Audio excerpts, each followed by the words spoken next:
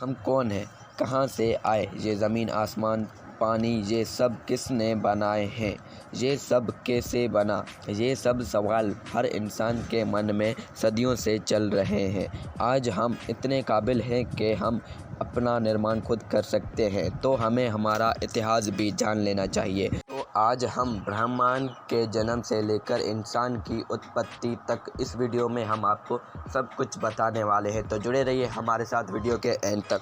How was human born on earth? धरती पर इंसानों का जन्म कैसे हुआ? इस सवाल का जवाब जानने के लिए हमें कुछ दूसरे सवालों के जवाब भी जानने होंगे। तो चलिए जानते हैं। तो पहला, ब्रह्मांड का जन्म कैसे हुआ? हमें जो आज जीवन मिला है वो ब्रह्मांड की ही देन है। आकाश में जितने भी ग्रह और तारे हैं वो सभी हमारे ब्रह्मांड का हिस्सा हैं। हमारे ब्रह्मांड का मिल्की वे नाम है, जो करोड़ों सालों से अस्तित्व में है। यहाँ पर हर दिन नए तारे बनते हैं और पुराने ख़त्म होते हैं। हमारा ब्रह्मांड भी एक दिन ख़त्म हो जाएगा, जिसमें सूरज और धरती भी आते हैं। हमारा ब्रह्मांड इतना बड़ा है कि हम सोच भी नहीं सकते, इसका कोई भी अंत नहीं है। इसका जन्म लगभग 3.8 अरब साल पहले हुआ था, एक छोटे बिंदु से हुआ था, जो कि एक ऊर्जा का स्रोत था। इसी कारण से उसमें विस्फोट हो गया और इसकी ऊर्जा ब्रह्मांड में चारों ओर फैल गई। आप और मैं, हम सब इसी ऊर्जा से बने हैं। इससे हाइड्रोजन, हीलियम जैसी गैसों का जन्म हुआ। ये परमाणु आपस में टकराने की वजह से प्रकाश और तारों का निर्माण हुआ। दूसरा, पृथ्वी का जन्म कैसे हुआ? कुछ सालों के बाद तारों का विस्फोट हुआ, जिससे हमारे सूरज का जन्म हुआ और बहुत सारे टुकड़े सूरज के चक्कर लगाने लगे।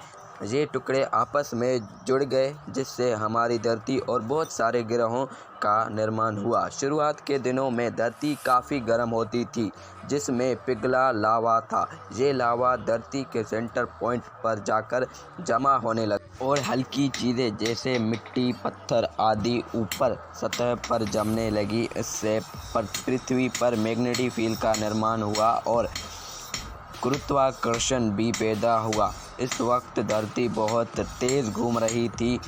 इसका एक दिन लगभग 6 घंटे का होता था। तीसरा, चांद का जन्म कैसे हुआ? सूरज के चारों ओर बहुत से उल्कापिंड चक्कर लगाने लगे। तब एक उल्कापिंड आके धरती से टकराया, जिसका आधा हिस्सा पृथ्वी के अंदर समा गया और आधा हिस्सा आकाश में पृथ्वी की कक्ष में चला गया और उसके चारों ओर चक्कर लगाने लगा। इसी को ही हम आज चांद कहते हैं।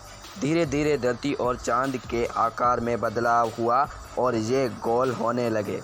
चांद के टकराने के बाद धरती का आकार में बढ़ोतरी हुई, जिससे चांद धरती के चारों ओर घूमने लगा, जिससे धरती के घूमने में तेज़ी की कमी हुई। इसका अंजाम ये हुआ कि एक दिन 24 घंटे का हुआ।